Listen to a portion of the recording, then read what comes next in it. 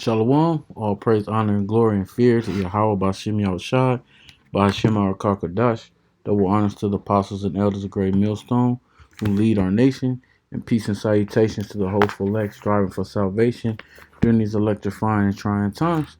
I want to do a quick video. I'm gonna play this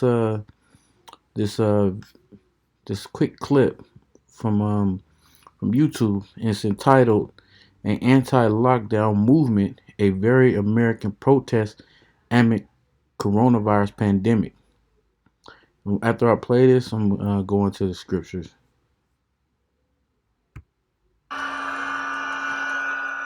These protesters were not interested in social distancing. As activists held their rally outside the state capitol building here, many are openly dismissive of the science and increasingly seething at the economic cost that they are paying. This arbitrary and unconstitutional overreach has destroyed my career. I had a good paying career, paying my bills, earning good money. Now I'm subject to trying to find a job for $20 an hour because I will not be able to get my job back. It's funny how you Edomites, man, when the Most High put the squeeze on you, because all the squeeze is coming down, and you gotta, be subject to lower living standards, lower quality of life. Well, you better get used to that, because as soon as your kingdom go down, you're gonna be the lowest of the low. So you might as well get ready for that, because that's what's coming. That's your future.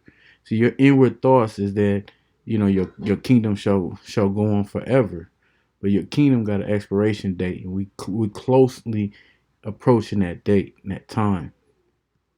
The crowd here was not just angry, there was also a patriotic fervor, and many who feel that staying at home is somehow un-American. Diane Ventura has seen her business put in peril, and she wants Americans to defy the official guidelines. My biggest fear right now is how quick American patriots crumbled and hid in their homes because their government told them that they should. We can't hide in our homes and not produce for our families and for future generations because of a virus that may kill us. So what do I say to the science? I say I don't believe your science because I believe my God. One state representative and a registered nurse gently rebuked the protesters. So many of you don't have face masks and are standing shoulder to shoulder. Her comments were drowned out by jeers. Many here see the projections by scientists as wildly exaggerated. Healthy people aren't dying. We're just getting over it like the flu. Do you see this like the flu? I see it like the flu. That's exactly what it is. It's a different type of flu. So what are you saying to the scientists and those who encourage you to keep apart and wear a mask? They're fearmongers because they don't know. I mean, people might say, look, they're the experts. But they're not, though, because their numbers have been lies. One force has amplified these protests, namely the president himself, who is arguing that the American economy must open as rapidly as possible.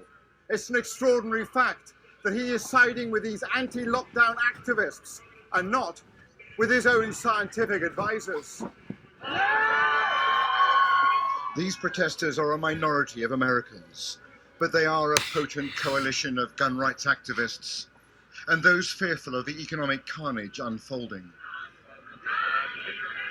As the lockdown continues, these are voices of protest that will only grow in number. Robert Moore, News at 10, in Harrisburg, Pennsylvania. All right, yeah. So that protest was in Pennsylvania, but there's other protests going on in other states, Michigan, surrounding different states that are putting these protests together to try to force and push the hands of the government to be reopened, so the government can reopen their particular states, and ultimately they want the whole country reopened back up. And that's in the scriptures, man. There's scriptures that I'm gonna go into that tell you these things. These are the beginning of more and more prophecy happening more and more as the people start to get people are being uncomfortable, they're being antsy, they see in their life dwindling. They see this quarantine as them losing their life, like the lives that they once lived. And it is, that's the lives you used to live is gone. In most cases, hopefully, Lord willing, it stays gone. And then further and further we get this thing moving, man. The most I open this thing completely up, and soon we could be up out of here so we can have our kingdom. 'Cause these things got to happen for this man's kingdom to go down. So the first scripture I'm gonna get into is this is second Ezra, the ninth chapter. It says, he answered me then and said, measure thou the time diligently in itself. And in order to measure the time diligently, going back to Romans 13 and 11, you have to, the most I have to wake you up. The scriptures tell you it's high time to wake up out of sleep, for our salvation is here near more than we believe. So you got to know what time you're in. You got to know what part of the scriptures we're in. So you have these pastors that was telling people, a different part of the Bible, the prosperity scriptures that they use, the scriptures they use that push prosperity. That's what they're using to identify the people that the times they're in. They're not identifying the times that we're supposed to be in, according to what the prophecies say. Matthew's 24. All the things that the scriptures say that we're supposed to know to identify the time we're in. So you measure the times thou diligently by filtering what's going on in the world by what the scriptures say. Then you know. And it says, and when thou seest part of the signs past, seeing these prophecies come to pass, which I told thee before, then shalt thou understand that is the very same time wherein the highest will begin to visit the world which he made. Therefore, when there shall be seen earthquakes and uproars of the people in the world, and that's what you're seeing. A I just played a clip for you, and that's an uproar. That's when the people are not agreeing with their local and their federal government has put in place for them. So they uproar against it. I mean, they go out and they voice their disagreements to the times that they're in. The laws or mandated. That's why one of the signs you saw said liberty, liberty, not tyranny. They taking up their firearms, their weapons, and they hitting the streets, and they're trying to show the government that they're not with what's being portrayed in front of them. They want to follow the ways of their government. Verse 4. Then shalt thou well understand that the Most High spake of those things from the beginning that were before thee, even from the beginning. For like as also that is made in the world, for like as all that is made in the world had a beginning and an end, and the end is manifested. What's the end? The end of the so-called white man, Esau Edom's rulership. That's what we're approaching. You had a beginning. It's an aeon, an age. An age from the beginning when you first came into power, which was the time of the Greeks under Alexander the Greek. That was the beginning of your rulership. Now we're coming to the end, which the end of your rulership is being manifested. The scriptures are speaking loud and clear. Prophecies are screaming at us. We're seeing them. It's to the point where, and just like the scriptures say, it's going to be the point where everybody's going to know that this is the Most High.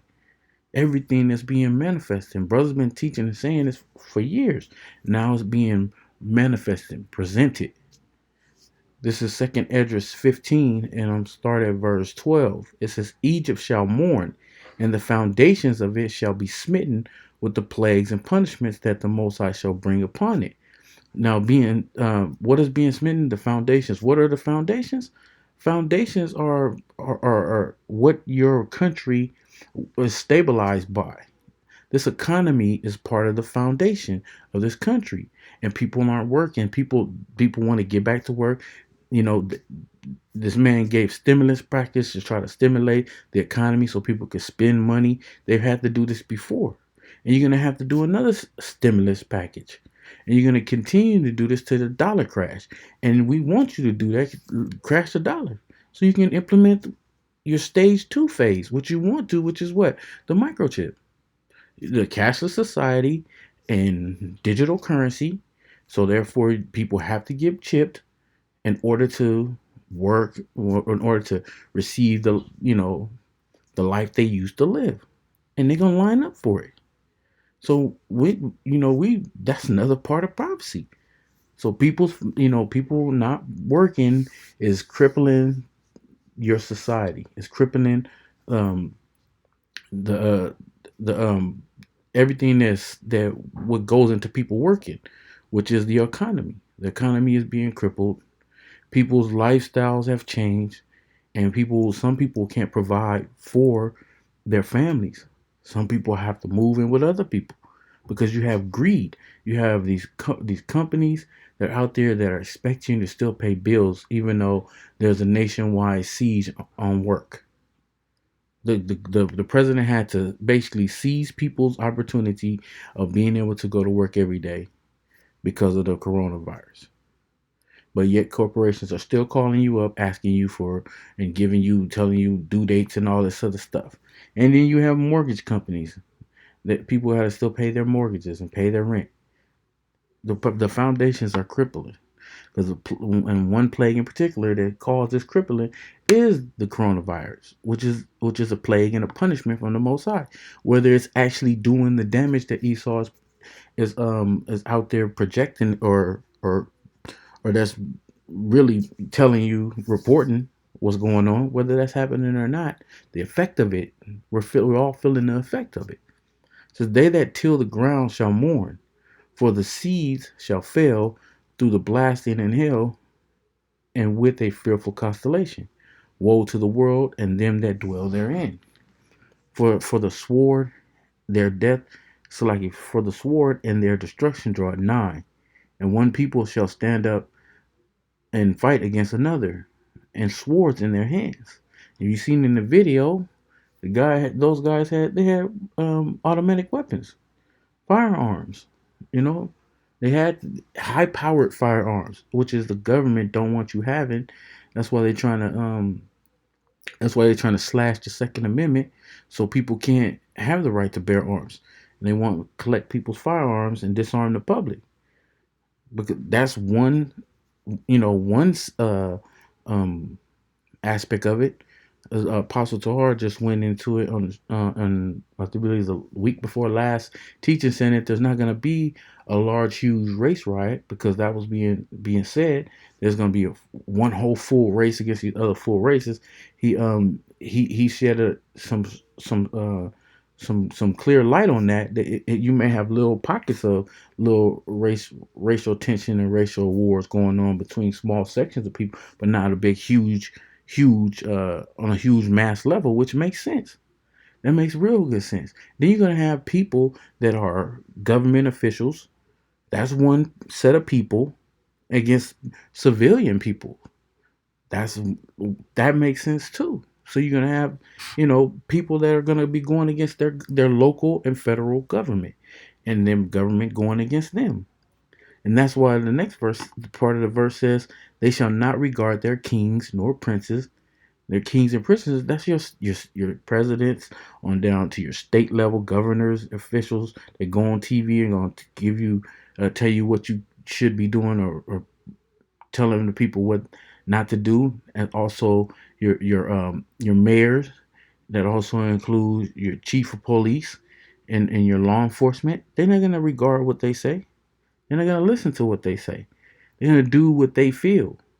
That's why it says, in the course of their actions shall stand in their power. They're going to do what they want to do. They're not going to do what the government's telling them to do. This is going on right now. You have, and I believe in that Pennsylvania protest, over 3,000 people showing up. It says, a man shall desire to go into a city and shall not be able to. And that's the next thing up.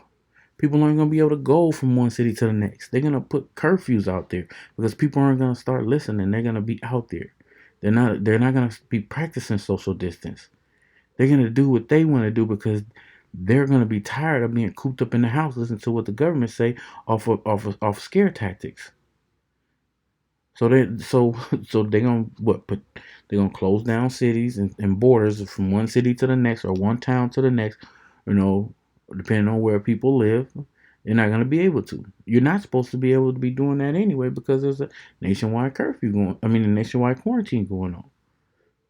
It says, "For because of their pride, the city shall be troubled, and houses shall be destroyed, and men shall be afraid." And we're gonna get to that point. It's gonna come a point in the time where that's gonna happen. Now I wanted to get the definition because I didn't want to make this a too long of a video, just a quick video. And the points that I wanted to touch on was the what you see in that video that I played. But I want to look up the word sedition. Because the scripture said there shall be sedition among men. So to get the definition of that, the first source I'm going to is dictionary.com. And it says incitement or discontent or rebellion against a government. That's exactly what you see going on here in this protest. These are all these people are exciting, doing an excitement of the what they feel, what they protest with their picket signs and everything. Any action, especially in speech or written, promoting such discontent or rebellion. That's exactly what's going on. It says rebellious disorder. Now I want to go even further and look up the etymology of the word sedition. This is from Etymology Online. Sedition now means rebellion, uprising, revolt, concerted attempt to overthrow civil authority, violent strife. You saw they had their guns out there between factions, civils, or religious disorder, riot, rebelliousness um, against authority. It says civil disorder, dissension, strife, rebellion, mutiny, literally literally a going apart, separation. This is what these people are doing in this video, and this is going on in multiple states. This ain't just one state. This is going on in multiple states. These people are sick and tired and fed up with what their government is feeding them and what their government is pressing them to do and what they cannot do. These people were out there. They ain't have they weren't most of these people weren't practicing none of them was practicing social distancing and a lot of them weren't wearing masks. These people are out there unmasked and if you look in this area right here, these are I'm pretty sure was in this area was in like in a downtown area right by the city hall or whatever where their government officials are work at. And right here in this area there's a lady that's on the podium and she's speaking and they started booing what she was saying to drown out the speech that she was giving or the them addressing the protesters. No, I'm pretty sure they can't. They're not gonna go out here and arrest all these people. So they gotta let them protest. They gotta let them peacefully protest, even though these guys over here got armed weapons. Back to finishing out of this um, definition. It says meaning conduct or language inciting rebellion against a lawful government. And that's the point, man. These people are sick and fed up and they're not going to hearken and listen to what their government is saying. Now it says, but it is not essential to the offense of sedition that it threatens the very existence of the state or its authority in its entire extent. That's exactly what's going to happen. Matter of fact, let me see if I can pull it up, get to the exact spot. Right here. These guys are heavily armed. And it says Well, the sign says, "I prefer dangerous freedom over peaceful slavery." Thomas Jefferson, which is one of the founders. Jefferson is on the money. So he's one of, I believe, if I'm not mistaken, one of the founding fathers that wrote the Constitution, which is the Second Amendment. So this the current administration and government that's in power right now, that's running the country, is actively trying to find ways to get rid of the Second Amendment. So these guys can't do this. Well, yet they're pushing what one of the founding fathers has said on their sign, right? So this part, I'm gonna read this last part. I'm gonna close the video out, but um,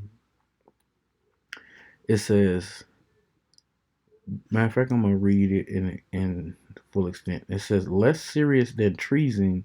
Speaking of this, matter of fact, meaning conduct or language inciting a rebellion against a lawful government, right? A government that's supposed to be following the law, which is the Constitution, which is the law of the land, right? A lawful government is supposed to. You're supposed to, somebody that's the sedition amongst someone is inciting a rebellion against a lawful government, which this government isn't lawful because it doesn't uphold the laws of the land. They constantly break the laws of the land.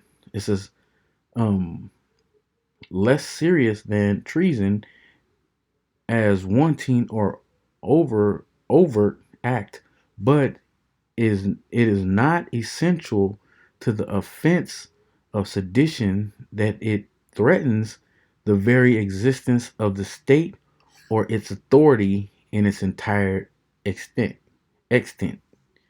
So what those guys are out there doing is exactly that. They're exactly showing, and it's gonna get to that. It's gonna get to the point that they're gonna be looking to overthrow this government. They're gonna be looking to they're gonna be looking, like it says, but it is not essential to the offense of sedition that it threatens the very existence of the state. It's going to get to that point. They're already showing you that they're ready to take it to that point. A tyranny, the Second Amendment was designed originally for the American citizens to take up arms to overthrow a tyrannic government. That's exactly what the Second Amendment was designed for. You take up arms to protect your family, protect your household, but mainly to defend your country against a tyrannic government, which is the government knows this is why they want to disarm the public, which is why these guys are out there like this. But it's going to come a time where you ain't going to be able to be out there like this. The government's going to come for those weapons that you holding, and it's going to be a war. It's going to be a sedition. It's going to be an insurrection. It's going to be, you know, one people against another people, like the scriptures say. So I wanted to just bring this quick video out because the people are getting antsy and they're not going to continue to want to be seated in the house. And they're going to want to get out and they're going to want to go return back to their lives. And that's not probably going to happen.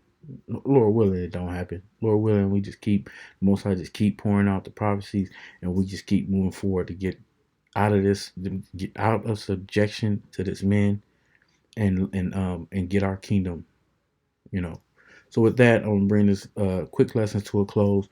I hope it was edifying for those who was able to tune in. I want to say all praise, honor, and glory and fear to Yahweh Ba'ashem Yahushai, Ba'ashem Arakakadash, double honors to the apostles and elders, a great millstone who lead our nation, and peace and salutations to the hopeful elect striving for salvation during these trying and electrifying times. Shalom.